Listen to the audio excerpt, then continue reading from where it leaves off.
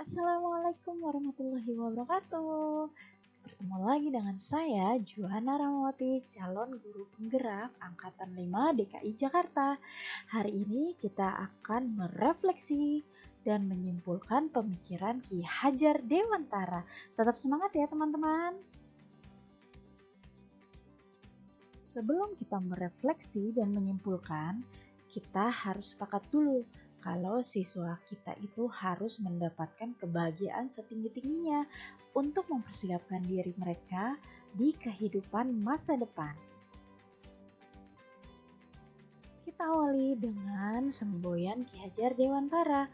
Semboyan Ki Hajar Dewantara itu ada 3. Yang pertama, Ingarso Sung Tulodo. Artinya, seorang guru harus mampu memberikan suri tauladan yang baik kepada muridnya. Semboyan Ki Hajar Dewantara yang kedua adalah Ingmadyo Bangunkarso, yang artinya seorang guru di tengah kesibukannya harus juga mampu membangkitkan atau menggugah semangat para muridnya. Yang ketiga ini adalah semboyan yang sangat dikenal, yaitu Tuturi Handayani, yang memiliki arti memberikan dorongan moral dan semangat belajar dari belakang.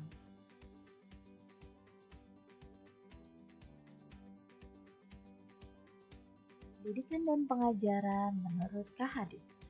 Pendidikan atau upfeeding memberi tuntunan terhadap segala kekuatan kodrat yang dimiliki anak agar ia mampu mencapai keselamatan dan kebahagiaan yang setinggi-tingginya, baik sebagai seorang manusia maupun sebagai anggota masyarakat. Pengajaran merupakan proses pendidikan dalam memberi ilmu atau berfaedah untuk kecakapan hidup anak secara lahir dan batin. Jadi, dapat disimpulkan bahwa pendidikan dan pengajaran merupakan usaha persiapan dan persediaan untuk segala kepentingan hidup manusia, baik dalam hidup bermasyarakat maupun hidup berbudaya dalam arti yang seluas-luasnya. Kita harus tahu tujuan pendidikan itu sendiri. Ki Hajar Dewantara menjelaskan bahwa tujuan pendidikan yaitu menuntun segala kodrat yang ada pada anak-anak agar mereka dapat mencapai keselamatan dan kebahagiaan yang setinggi-tingginya, baik sebagai manusia maupun sebagai anggota masyarakat. Itu sama seperti arti dari pendidikan. Nah, pendidikan itu sendiri dibagi menjadi 2, yaitu kodrat alam dan kodrat zaman. Kodrat alam berkaitan dengan sifat dan bentuk lingkungan di mana anak berada, sedangkan kodrat zaman yang berkaitan dengan isi dan irama. KHD mengelaborasi pendidikan terkait kodrat alam dan kodrat zaman sebagai berikut. Dalam melakukan pembaharuan yang terpadu, hendaknya selalu diingat bahwa segala kepentingan anak-anak didik, baik mengenai hidup diri pribadinya maupun hidup kemasyarakatannya, jangan sampai meninggalkan segala kepentingan yang berhubungan dengan kodrat keadaan, baik pada alam maupun zaman. Sementara itu, segala bentuk, isi dan wirama, yakni cara mewujudkannya, hidup dan penghidupannya seperti demikian. Hendaknya selalu disesuaikan dengan dasar-dasar dan asas-asas hidup kebangsaan yang bernilai dan tidak bertentangan dengan sifat-sifat kemanusiaan. Ini berdasarkan buku Ki Hajar Dewantara tahun 2009 halaman 21.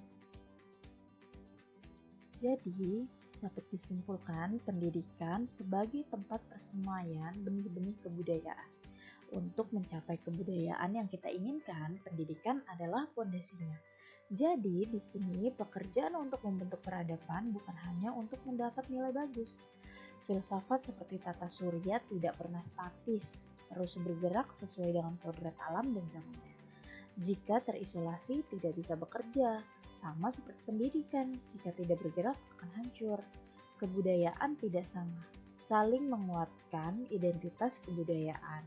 Jadi, meskipun kebudayaannya tidak sama, bukan berarti kita menghilangkan, tapi kita saling menguatkan identitas kebudayaan kita yang berbeda. Merdeka belajar. Jadi, kita harus memerdekakan belajar siswa-siswa kita. Kita sebagai pembelajar harus merdeka juga. Dan kita sebagai guru harus memerdekakan murid kita. Sebelum mempelajari modul, yang saya tahu murid adalah kertas kosong yang harus dituliskan isinya. Murid menerima semua materi dari guru, dan pembelajaran berpusat pada guru. Sedangkan sesudah mempelajari modul, saya tahu bahwa murid menuliskan sendiri apa yang ingin ditulis karena murid itu adalah sebagai kertas kosongnya. Dan murid mengeksplor semua minat dan potensinya, serta pembelajaran berpusat pada murid.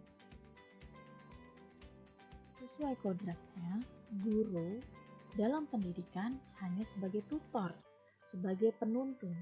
Jadi murid diberi kebebasan, namun kebebasan dengan bimbingan.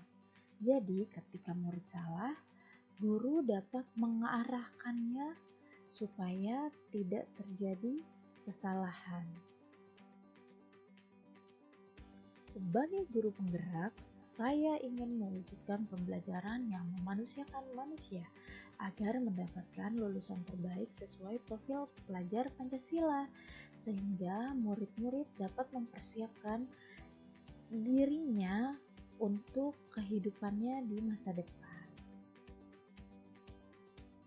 Alhamdulillahirabbil alamin. Demikianlah kesimpulan dan refleksi saya, Juana Rahmawati, dalam pembelajaran modul ini. Semoga bermanfaat ya. Semangat bergerak, semangat memajukan pendidikan Indonesia. Merdeka belajar.